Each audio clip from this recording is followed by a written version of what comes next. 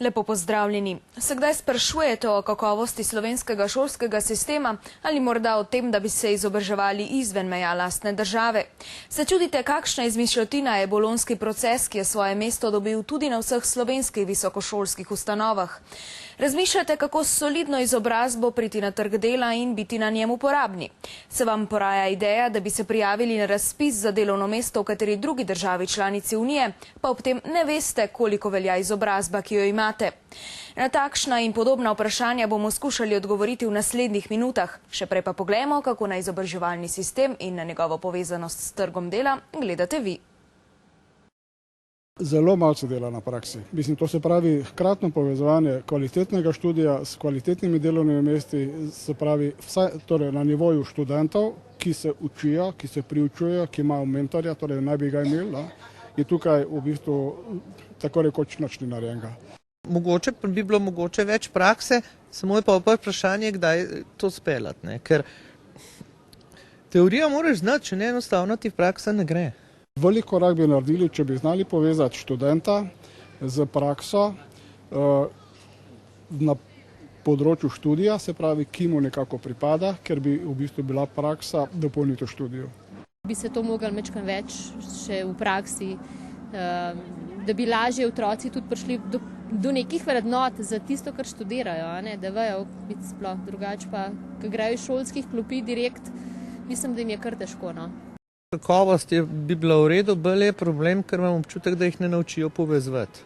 Da se stvari naučijo pri določenem predmetu, potem pa ne zna pretvoriti pri kakšni drugi stvari. To, kolikor kdo želi, da se potrudi in mislim, da to ni odvisno od učiteljev, da je bolj odvisno od posameznika. Konfuzija, ki nastaja v zvezi z štipendiranjem, v zvezi z tako imenovanimi politikami, ki omogočajo študentom bodisi prihodek politike, bodisi do zaslužka, do dela, kakorkoli. Vse skupaj je nekako, se pravi, v koristi študentov v drugem planu. V prvem planu so, lahko bi mirno o tem rekel, tisti, ki imajo od tega neke neposredne koristi. Se pravi, študenti so tako in drugače, niso pri besedi, ko gre za njihove probleme, pa bi morali biti pri besedi. Mladim, njihovemu izobraževanju in mobilnosti v okviru Evropske unije se je v svojem poročilu posebej posvetil evropski poslanec Milan Zver in ga kolegom predstavil na majskem plenarnem zasedanju v Strasbourgu. Poslanci so ga potrdili in pozdravili težnje, ki jih vključuje. V poročilu tako najdemo pobude za izboljšanje evropskih izobraževalnih sistemov, za povečanje zaposljivosti mladih prek boljše mobilnosti in nenazadnje zajema pobude za olajšanje vstopa mladih na trg dela.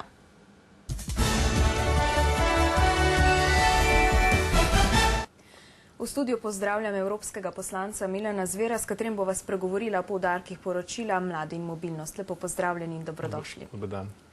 V svojem poročilu izhajate iz tega, da v zadnjem času obstaja visok delež brezposelnih mladih, hkrati pa poudarjate, kako pomembno je vlagati v izobraževanje mladih. Hkrati pa dodajate, da kako modernizirati nekako šolski sistem, da bi povezovali, se pravi, trg dela in šolski sistem. Je to mogoče ena od rešitev teh vrzeli, ki nastajajo, oziroma rešitev brezposelnosti? Zagotovo ta pobuda ne ostaja zgolj pri mobilnosti mladih ali učeči se ali delovni mobilnosti in zajema ali pa poskuša nekako zajeti tudi izobraževalno polje, pa tudi zaposlovanje mladih. In ta kriza je zagotovo prinesla nekoliko dobrega vse v tem, da evropske politike, pa tudi politike nacionalnih držav dajo nekoliko večji poudarek mladim, ki so ranljiva družbena skupina, verjetno ne bolj občutijo neposredno to krizo, ki se dogaja v Evropski uniji in evropskim državljanom zadnja 2-3 leta. Število brezposelnih se je povečalo iz 4 na 5 milijonov, potem še kar imam preveč tistih, ki prezgodaj zapustijo šolo, ki izpadejo ven iz sistema.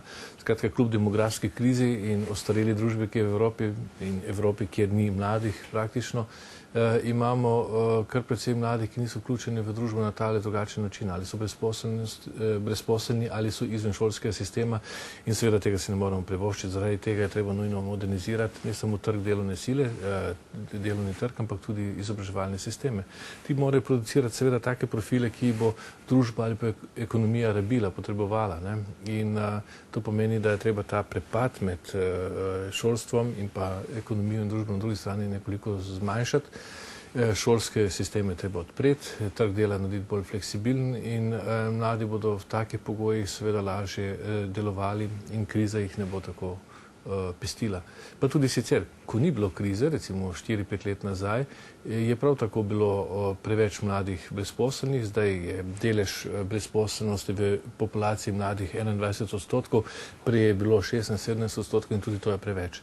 To pomeni, da imamo relativno neprilagojene šolske sisteme v Evropski uniji. Primerjavi z ZDA ali pa Japonsko seveda močno zaostajamo na vseh ravneh, zlasti pa na univerzitetni ravni. V teh dveh državah vlagajo dvakrat več v študenta,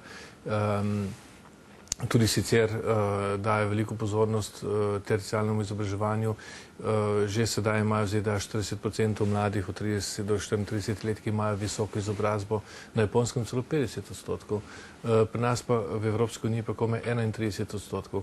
Kako bomo recimo konkurenčni tema dvema ekonomskima velesilama, če ne bomo izboljšali izobraževalne sisteme oziroma več vlagali v izobraževalne sisteme? Kako pa recimo konkretno, kako eno in drugo stran spodbujati k temu, da najdeta neko sinergijo, se pravi, da se šolski sistem modernizira na način, da bo kader uporaben na trgu dela, ne? Enostavna formula, treba je pač šolski sistem odpreti, kurikule prilagoditi potrebam, je večja povezava z biznesom, z gospodarstvom, z podjetji. Univerze morajo iskati svoje delo, projekte v gospodarstvu, kje pa druge. In to je tudi tisto, po čemer se evropski tip univerze še vedno razlikuje od recimo anglosaksonskega ali pa ameriškega. Tam so univerze veliko bolj vpete v gospodarsko življenje, tako projektno, raziskovalno, kar jim omogoča, da tudi svoje znanje, ki ga pridobivajo na visokošolskih osnovah, uporabijo, konkretno v gospodarstvu, istočasno pa je to svojevrsten vir financiranja. In tam so univerze imajo različne vire financiranja, poleg podjetij, kjer projektno sodelujejo, tudi skupnosti, lokalne skupnosti, država in še tudi druge vire financiranja od posameznikov in donacij. Tako da niso odvisne zgolj od enega financiranja ali pa enega vira financiranja, tako da stopnja državne regulacije univerz na Zahodu je bistveno manjša kot v Evropi, na evropskih tleh, na kontinentu, kjer so univerze precej bolj pod vplivom državne regulacije, torej bolj so odvisne od države kot od gospodarstva in podjetij. To logiko, to filozofijo moramo v Evropi spremeniti. Mislim, da še vedno prevladuje ta šarm stare univerze, Humboldtove univerze, star 200 let v Evropski uniji, ker pomeni absolutna avtonomija, produkcija čiste znanosti in neodvisnost tudi od politike, ne nazadnje, vendar mislim, da se čas te stare univerze izteka in da se bodo morale prilagoditi zahtevam trga tudi v Evropi. Kaj pa način, kot ga recimo poznamo v Sloveniji, štipendiranja? No, zagotovo. Recimo se da tudi konkretno na tem področju kakorkoli izboljšati stvari? No, zagotovo sistem štipendij mora iti naprej. Zdaj, če se mora naprej razvijati, zdaj, če sva pri mobilnosti, štipendiranje so ena od ključnih virov finančnih za študenta, štipendija in tudi za njegovo mobilnost. Največkrat se omenja kot ovira pri premajhni mobilnosti tudi Slovenije. Slovenija je predvsej pod povprečjem evropskim, je ravno denar. Tako da z štipendijami in drugimi oblikami podpore bi lahko to pomanjkljivost odpravili. So še seveda druge ovire pri mobilnosti, kot je recimo socialno zavarovanje, zdravstveno zavarovanje in podobno v času mobilnosti. Vendar Evropska komisija si je zastavila en to velik in lep cilj, recimo, da bi leta 2020, ko se konča ta razvojno obdobje, imeli vsi mladi možnost ali delovne ali učne mobilnosti v tujini. ker ne nazadnje raziskave kažejo, da tisti, ki so se že udeležili mobilnosti, so veliko bolj konkurenčni na trgu dela, pa tudi boljši v šoli in tudi sicer se lažje integrirajo v družbo. Torej je mobilnost na nek način skoraj nujna. Zdaj vprašanje je, kako bomo ta cilj dosegli. Jaz mislim, da ni dosegljiv, ampak če naredimo, vendarle, če ojačamo, okrepimo recimo Erasmus Mundus, pa Marie Curie, pa Grundtvig, pa Leonardo da Vinci, vse obstoječe programe, ki jih imamo na voljo, se lahko približamo temu cilju in pomembno je, da čim več mladih gre v tujino za nekaj časa. Na začetku ste omenjali, da pravzaprav Evropa skoraj da ni primerljiva z nekaterimi drugimi državami po deležu visokošolsko izobraženih.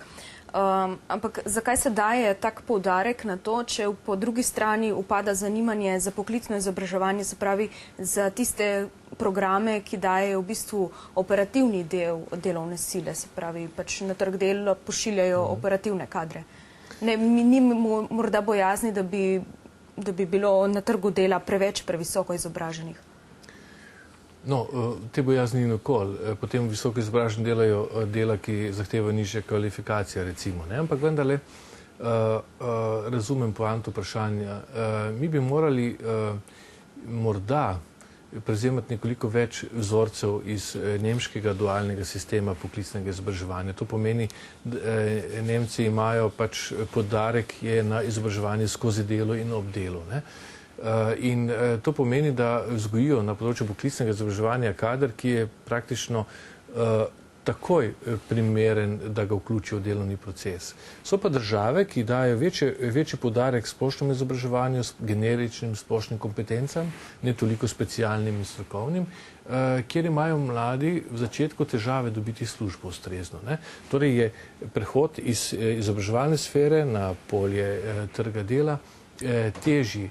Vendar je vedno vprašanje, celoti moramo gledati zadeve. So pa recimo bolj konkurenčni dolgoročno, tisti, ki imajo bolj splošne znanje in splošne kompetence. Tisti, ki bolj specialne znanje, so takoj konkurenčni, pa so kasneje nekoliko slabše konkurenčni. Tako da tu vendarle treba najti neko ravnovesje in omenili ste, poklicno izobraževanje je izjemnega pomena. V Evropi poteka poleg bolonjske reforme, bolonjskega procesa na visoki šolski ravni, še tako imenovani kopenhagenski proces, ki pomeni nekako modernizacijo in pa na nek način tudi harmonizacijo poklicnega izobraževanja v Evropski uniji. Ocene so namreč, da bo leta 2020 še vedno 50% poklicev oziroma delovne sile, delovnih mest, ki bodo zahtevali torej srednješolsko poklicno izobrazbo. To pa je kar velik delež. Je pa res, da se nam v naslednjih par letih obeta, da bomo dobili 15 milijonov delovnih mest, ki bodo pa zahtevali visokošolsko izobrazbo, zlasti tehnične naravoslovne smeri in v tem času bomo morali najti te profile. Če jih ne bomo sami proizvedli, jih bomo seveda morali na nek način uvažati. No, po tej mobilnosti se seveda postavlja vprašanje priznavanja kvalifikacij.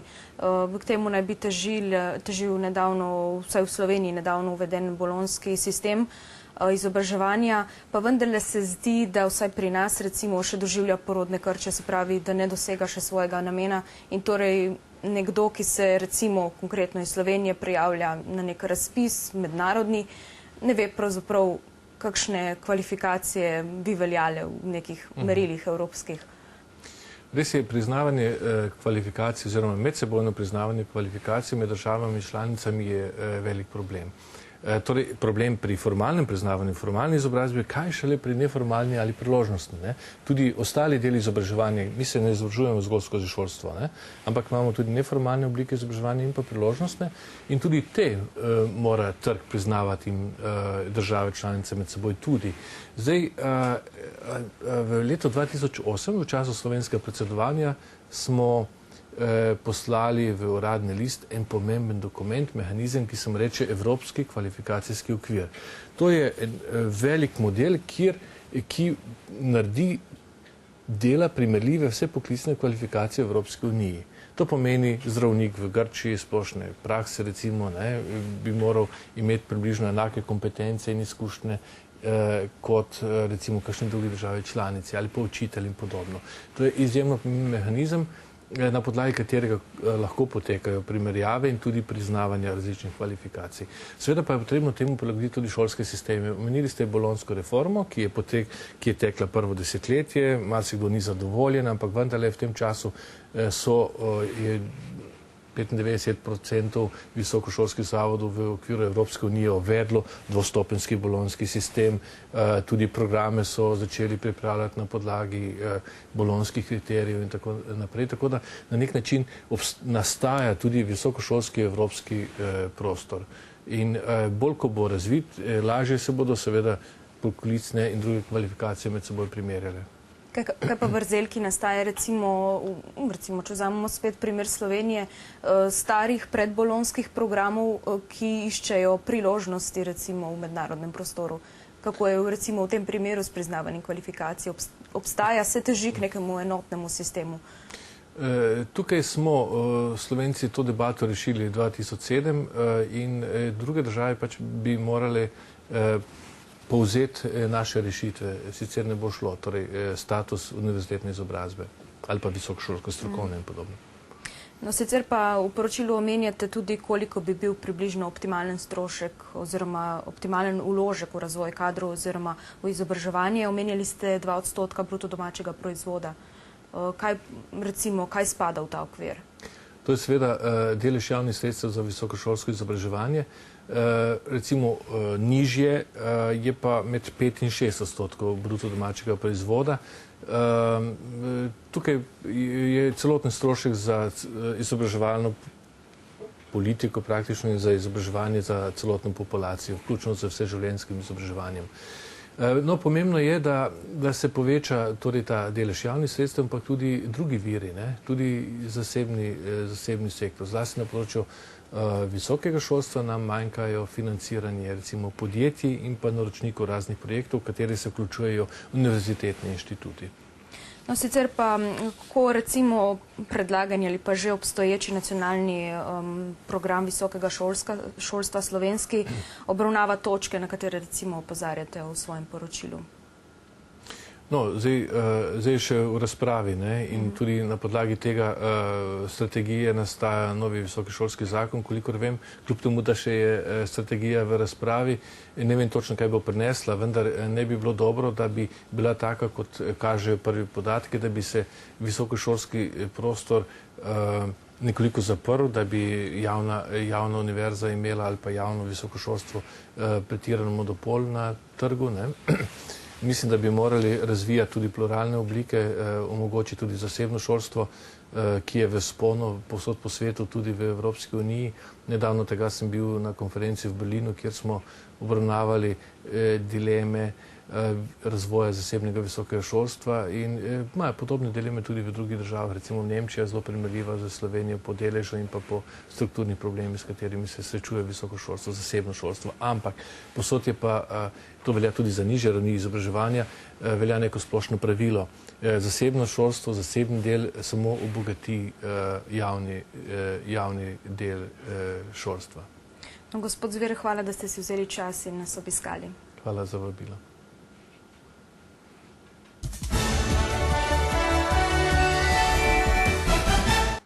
Toliko smo vam v oddaji Slovenija in Evropa pripravili tokrat. Ob tem seveda upamo, da ste v preteklih minutah našli tudi kaj zanimivega in uporabnega zase. Z novimi temami bomo ponovno z vami prihodnjo nedeljo. Bodite z nami tudi vi. Nasvidenje.